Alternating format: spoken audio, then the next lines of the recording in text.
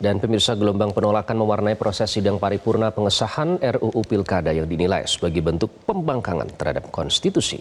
Setelah pengesahan RUU Pilkada gagal dilaksanakan, kini sejumlah pihak mewaspadai diterbitkannya Perpu.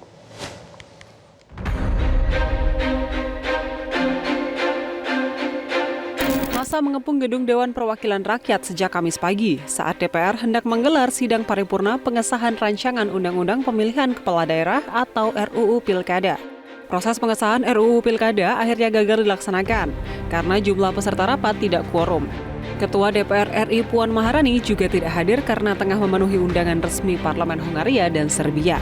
Wakil Ketua DPR Sufmi Dasko mengatakan sebanyak 89 anggota DPR RI hadir dan ada 87 orang yang izin.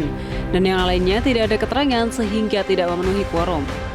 Nah, setelah diskor sampai dengan 30 menit, tadi peserta rapat tidak memenuhi quorum, sehingga sesuai dengan aturan yang ada bahwa rapat tidak bisa diteruskan.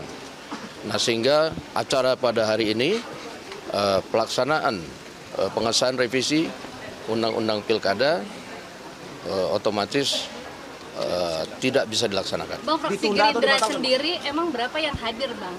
Laporannya fraksi Gerindra sendiri? Di fraksi Gerindra ada 10.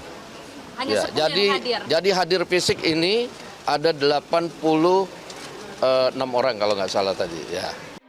Aksi mendukung keputusan MK dan penolakan terhadap pengesahan RUU Pilkada juga diikuti massa yang tergabung dalam guru besar, akademisi, mahasiswa, dan tokoh masyarakat. Mereka menggelar aksi seruan dukungan kepada Mahkamah Konstitusi dan menilai pembahasan RUU Pilkada sebagai bentuk pembangkangan konstitusi. Sekarang ini persoalan terbesarnya adalah tidak ada penjelasan dari DPR kenapa kemudian dia harus menafsirkan putusan MK itu keliru. Kan nggak ada penjelasan. Yang ada adalah pertontonan. Kenapa tidak ada penjelasan? Karena tidak ada aspirasi dan partisipasi. Kan nggak ada tuh prosesnya 7 jam, ya kan, 2 kali 24 jam langsung mau disahkan, dan itu yang membuat tidak ada proses partisipasi. Saya sih mengatakan DPR punya pikiran soal konstitusionalitas, ya silahkan. Tapi kan itu harus dibincangkan, dan itu gunanya partisipasi, aspirasi, dan ini kan tidak. Ini buru-buruan benar.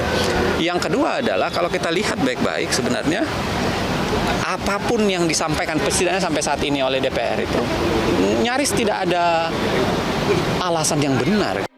Gagalnya DPR mengesahkan RUU Pilkada memunculkan kekhawatiran pemerintah menerbitkan peraturan pemerintah pengganti undang-undang demi meloloskan isi draft revisi RUU Pilkada.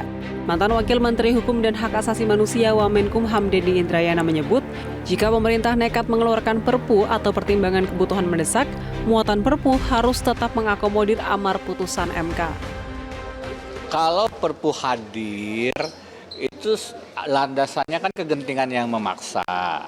Kalau sampai kegentingan yang memaksa muncul, isi Perpunya apa? Kalau isi Perpunya bertentangan dengan putusan MK tidak bisa. Kalau isi Perpunya sejalan dengan putusan MK masih mungkin. Tapi kan apa gunanya ya putusan MK-nya aja dilaksanakan tanpa harus mengeluarkan Perpu.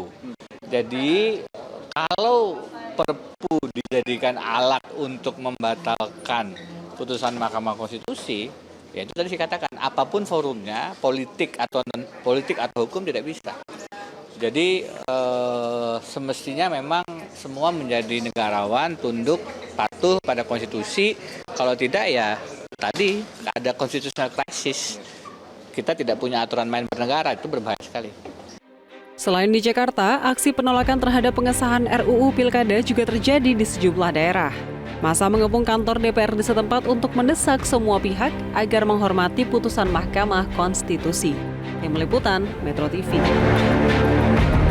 Jelajahi cara baru mendapatkan informasi. Download Metro TV Extend sekarang.